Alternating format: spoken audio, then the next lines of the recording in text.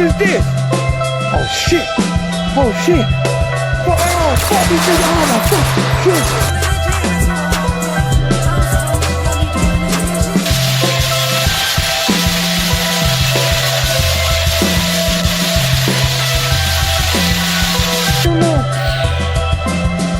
Yo man, it's raining. I hate rain. See man, that's kind of crazy man that they. Anyways, Ken Deo live from Ground Zero. There's us in New York City.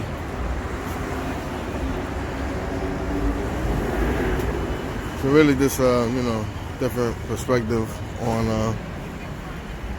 I love art, man. You guys love art? Hashtag Ken Deo Show. Yeah, we got the cartoons coming. Yeah, this is how we doing it. So, I don't know. All right, so I guess let's do this. All right. So Megan Thee Stallion, yes, it's kind of true, man. I don't know, man. What do you feel about that, right? Because you put in bread for somebody, you put in bread for them. You know what I'm saying? And then once this shit really start connecting, because all I got is the bread. I don't really got nothing else. You know what I'm saying? My shit is not really swagging, really crazy. All I got is the bread, right? So then I take the bread and then I put it, boom. Here you go, invest in this artist, whatever. I'm gonna put up an Emmy, 2 Emmys, half an Emmy, whatever, 200,000, 100,000, whatever it is, right? And you're gonna make it happen. Let me give them 10 G's so they can do what they gotta do. You know what I mean? Let me take the other 90 and put it into, you know what I mean? These flyers and the shows and radio and the promotion and you know what I'm saying? Like really get next to people, get some features going. You know what I mean? Doing what you gotta do to make the artist blow up, right? And then the artists start connecting, start blowing up a little something, everything. You know what I mean? It's working. The little connects, the little contacts, it's like all the work that you put in, it starts working. You know what I mean? Like people start taking notice. You know what I mean? And and the artist is good too. The artist is not whack, and the artist is good. And it's like perfect timing. Everyone's looking for that type of artist right now because, the other songs that are really hot is done by the same type of artist. So we know that this formula works. So everybody's looking for the next one. And boom. There you go. Now this shit starts connecting. It's like perfect timing, everything. The money's behind it. The music sounds good. You know what I mean?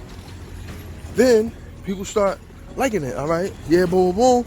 Now, all of a sudden, your artist has really grown into like a real major artist, And you did what you had to do you to make it happen, whatever it was. And you put up the money, though. You put up the money to make it happen.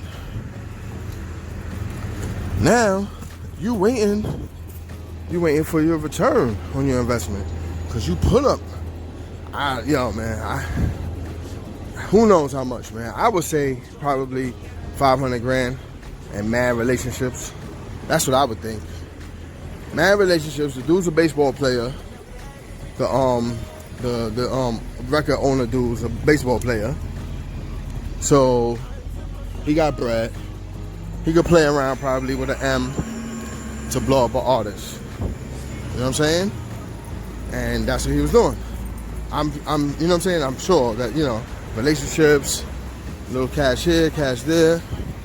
It costs money to make this stuff happen. It does, man. And resources. So, people probably do it for less. People could probably get it done with, straight out their basement and, catch a lucky one. Who knows? But to kind of sort of insure it a little bit more, you need the product to be good. And, just the whole formula to work, right? And everything comes together and it works. And you get enough exposure, eventually you're going to get some traction, You can do a couple of features. You know what I mean? Like, just the formula, whatever it is, that works. And it's almost guaranteed to happen to a degree. So, that happens. It starts working. Nicki Minaj, passed the baton, sort of. Boom, mad cosigns, bop, whatever, records is happening, it's going. Shows, performances, it's happening. People talking about you, you know, your record is doing really good, you know, and everyone is like, yo, you know what? This person is the next person. Now, fast forward, it's time for you to renegotiate now, or whatever the case may be. Or somebody tells you something about the contract, or, you know, there's something that wants to change. And it's obvious that you want more money. That's obvious what it is. For whatever reason, you feel like you should have more, you know? And then, you know, I mean, people are putting it out there what the deal is, and, you know, it is kind of sort of unheard of, you know, 40% for your masters, 40% of your masters when you first come out type of shit. Like, and you still had, like, money behind you, like you had money behind you. You know what I'm saying? Like, it's not like you were struggling, boom, boom, boom. You was making shit happen. So, or shit was happening for you. It was shaking because you was out there. So you like a top, you know, like the next up artist type of shit. So it's like everybody knows your name. So it's like you can be the next, you know, keep stepping up to the next level. You're already at this level now. You know what I mean? I'm sure you're probably getting, you know, 10, 5, 10 a show, maybe 20 a show. Who knows, man, you know, what they be trying to say. Maybe you're getting 100 a show. I don't fucking know. This dude said you owe 2 Emmys. I don't know. So, anyway. I mean, lucky for him that Jay Prince got involved, I'm thinking. Anyway.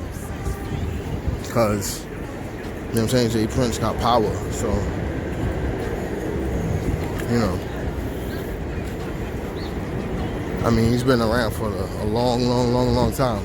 Hit records, and he got Drake too.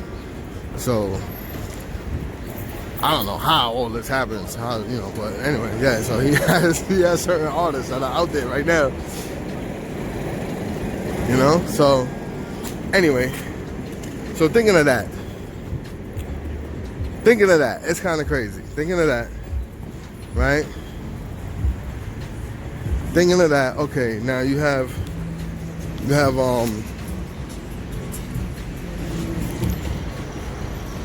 you have the artist that's been blowing up, and then now you have somebody else who is the top of the game of the whole music industry, like top, you know what I mean? It's like top person for the whole industry, like not just music, like not just rap, like the industry, the whole music industry. Like not, all right, you're dealing with the top dude now. Not the dude who's just like, okay, yeah, I'm just a dude and I do music. Okay, yeah, that's nice. No, this is that, like, icon. Like, it's an icon you're dealing with. You're dealing with 2 icons. Like you're dealing with, like, a side that has, like, so many icons with it, behind it. It's like a team. It's like you putting together some type of superhero team or some shit, you know, in a comic book. And you trying to Fantastic Four, or, you know, let's team up Spider-Man and Hulk, you know what I mean? Like, it's like that. So you have 2 icons that are together, and it has, all right, this is the problem, all right? You are dealing with the person who already themselves is like a super icon, like beyond music, like icon, period. And his wife is super icon, beyond music, icon, boom. Okay, like, you know, planet Earth shit. Everybody knows who the fuck Beyonce is. Everybody knows who Jay-Z is. I don't want to hear it. Okay. Then you dealing with the person who has who? Rihanna. That's crazy. J. Cole. That's crazy. That's crazy. Icons. And then, who else?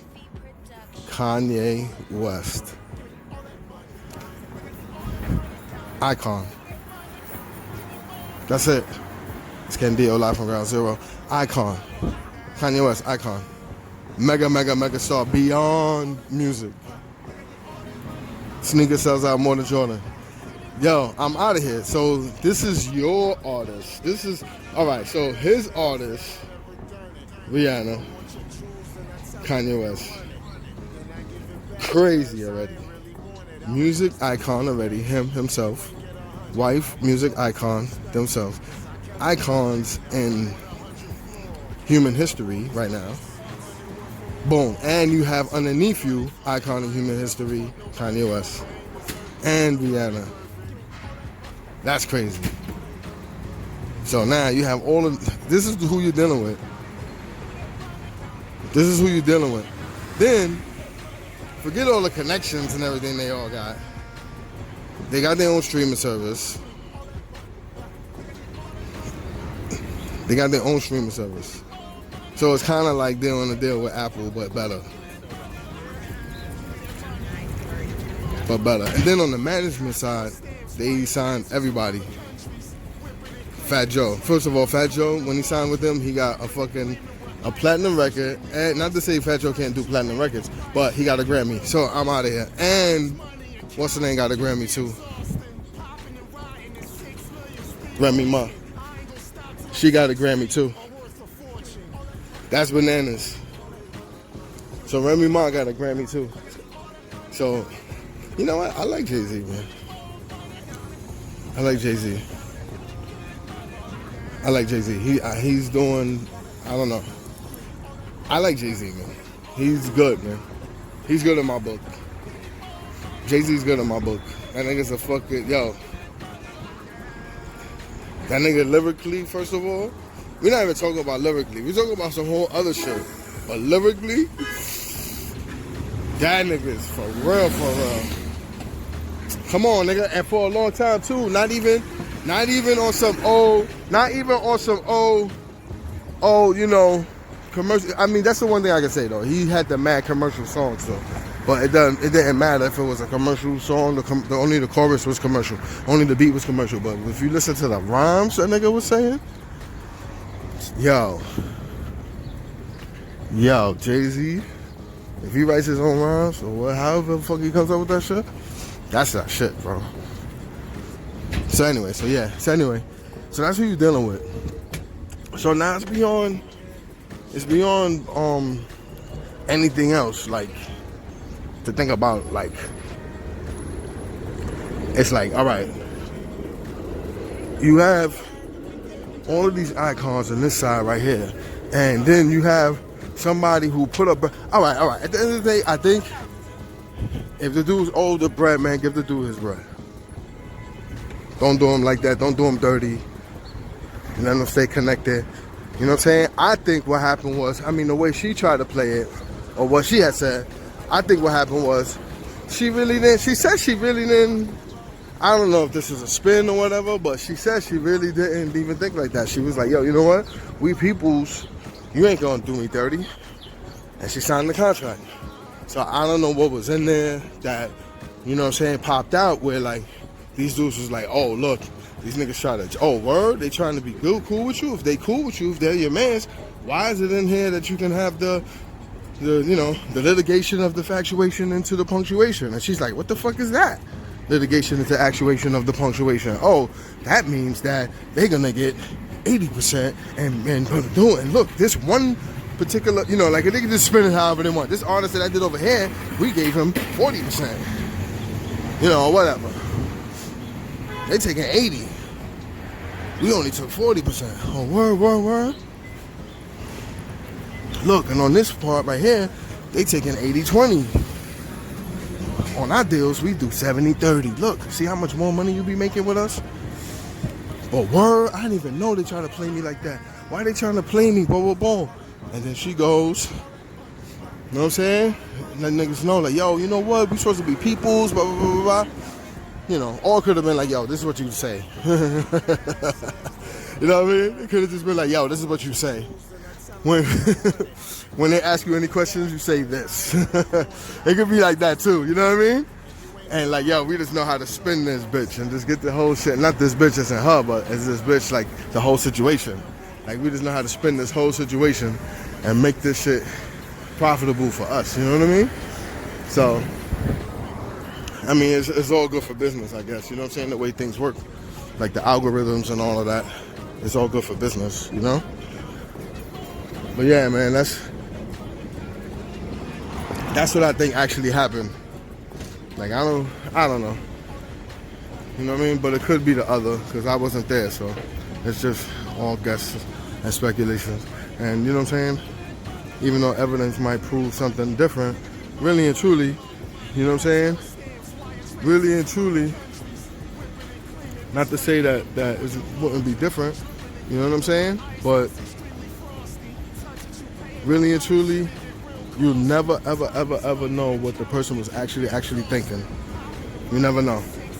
So, you know what I'm saying? You can have proof and all this other shit, but you'll never really know what was actually going through these people's minds when they was doing something. You'll never really know. Was it, you know what I'm saying, I'm mad because they was trying to get somebody a payback, you know what I mean? Or, you know what I mean? Like, and not just monetary gain, and, you know, like, if, you know, oh, you fuck my baby moms, you know what I mean? I'm gonna fuck you over. You try to play me, you said some shit late, you know, before. Anyway, you know, Ken Deo live from Ground Zero. Listen though, 1980s, the 1980s, this is what the 1980s looked like. Everywhere. Not just in some lot right here where the building got fucked up, so they had to redo it, and now they're gonna do some luxury shit. Not just a spot like that. I'm telling you, like, everywhere. This is how it looked. Rubble, abandoned buildings, graffiti, everywhere. This shit was straight Mad Max world, nigga, out here. 1980s. A little more advanced, though.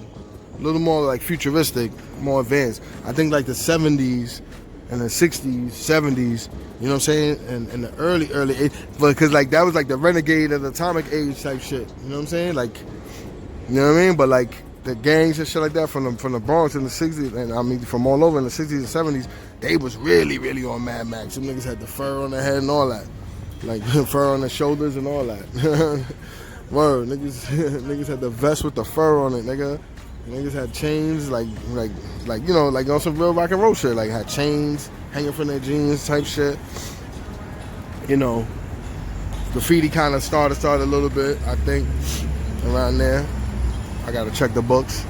But anyway, by the 80s though, this shit was really bananas. Crazy bananas by the 80s. You know what I'm saying? It was really, I mean, I don't know how it was before, but I just think that I'm putting it up that the 80s was the rawest, most hardcore era. The 80s was the most hardcore era, and this is how it looked. Everybody had to walk with a diddy bop. Shit was like this everywhere. I don't give a fuck where you went. The train, nigga, you hear the train? You hear the train? The train was covered like this, top to bottom. If you couldn't get, if you was a tagger, you couldn't get up. You couldn't get a right on the wall because it was like filled with graffiti everywhere. This is nothing. This is nothing. But it's very, very, very close because of the fact that it's like abandoned looking buildings. You know what I'm saying? And rubble everywhere, rubble. You know what I'm saying? We're not even talking about the drug addicts and the dope fiends, and we're not even talking about that. And then the crack era, the crackheads. We're not talking about that. We're not talking about that part yet. We're only just talking about the way it looked aesthetically. These niggas was tough, nigga. For 1980, nigga, them niggas was tough, nigga. I was a little kid. Them niggas was tough. But you know what? That was just the eyes of a little kid. But I tell you what, everybody walk with a bop, nigga. Everybody. I don't give a fuck if you was pussy or not. You was walking with a bop, nigga. Or you had to look with your head to the ground, nigga. You had to walk by niggas and look at the ground. And if you did that, you was done. Everybody was gonna go at you. Somebody was gonna get at you. Somebody was gonna get at you. At least that was the... That's what was being told to you. You know, and then you hear stories about somebody not looking somebody in the eye, somebody looking somebody in the eye, and there's always a problem about, hey, yo, what you looking at? What you looking at type shit. Yo, for real. For real, my nigga. But you know what I'm saying? You had to look just right amount of eye contact, and the right amount of your chin above the ground, bro. For real. You had to not play around. Shit was like, for real, nigga. You don't want nobody to check you, nigga. And if they did, you better get busy. And if they did, you better get busy. And that's yo, 1980. I'm not gonna say I was not a tough guy. I'm not a tough guy at all. At all. I didn't do nothing. I'm not a tough guy. I'm not a tough guy at all. But I tell you what, them niggas was tough, my nigga. 1980s, dumb niggas was tough, my nigga. Dumb niggas of that era. That era was bananas, man. You know what I'm saying? I'm not a tough dude. I'm not no pussy neither, but I'm not no tough dude. I'm not a tough dude. I'm not a tough dude. I'm not at all. I'm not into none of that. But that era was all about that. And this is how it looked. Everywhere. And as a little kid, this is where we played. In abandoned buildings like this. Empty lots like this. There was no parks. And the parks was filled with dope fiends. The dope fiends was in the park. That's crazy, right? You would walk and you would hear a crunch under your foot because it was vials of crack everywhere. So you would walk and when you would step, you would hear crunch underneath your foot. It was like empty vials of crack everywhere. You know what I'm saying? So anyway, so yeah, so I think 1980s, bro, I think that shit was the toughest era. I don't know if you think anything different, let me know. You know what I'm saying? Anyway, I'm out. Deo, live from Ground Zero. Look both ways before you cross the street.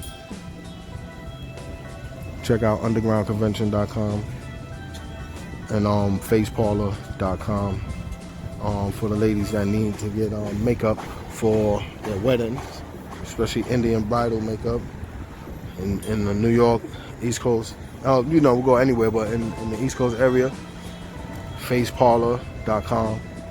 And then for any marketing, undergroundconvention.com. Yeah, man.